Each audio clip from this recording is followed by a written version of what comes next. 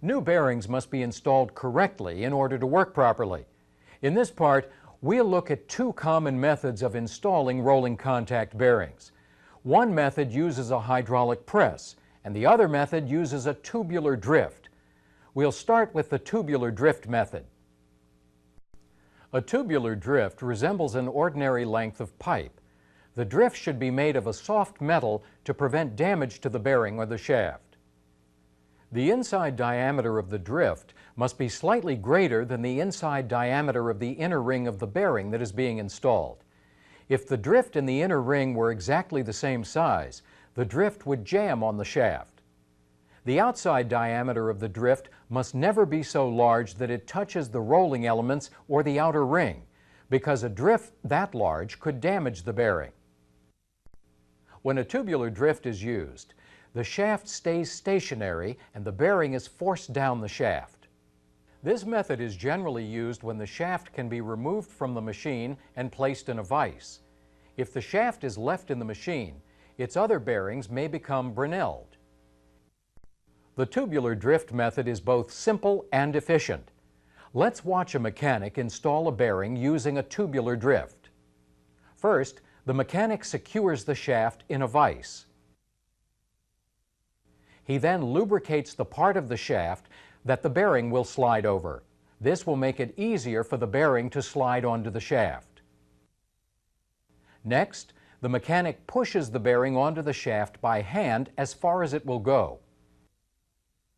He then places the drift over the shaft, checking to make sure that it does not touch the rolling elements or the outer ring.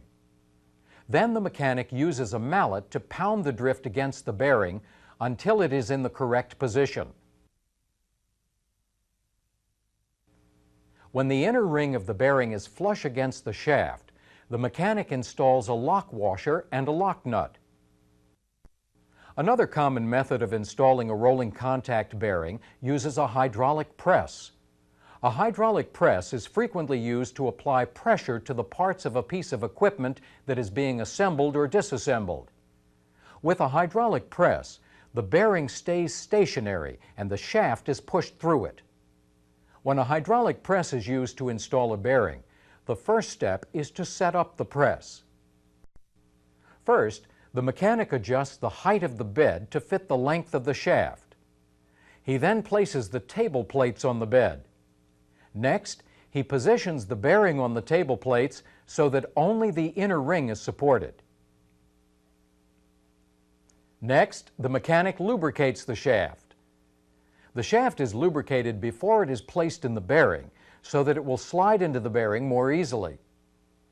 Then he places the shaft in the bearing. The mechanic checks to make sure that the shaft is lined up directly under the ram.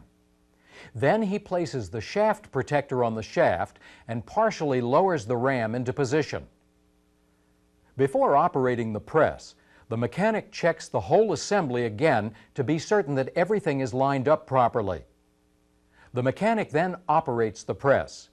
He watches the shaft carefully to make sure that it moves smoothly into the bearing.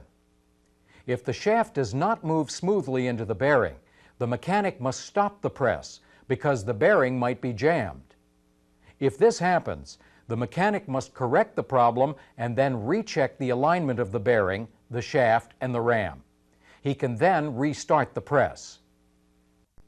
After the bearing is on the shaft in the correct position, the mechanic stops the press and inspects the bearing. He checks to make sure that the entire surface of the inner ring is touching the shaft all the way around. The mechanic then removes the bearing and the shaft from the press. In this topic, we saw how to prepare for installing a new rolling contact bearing, and we looked at some installation methods. To test your understanding of what we've covered, try answering some practice questions.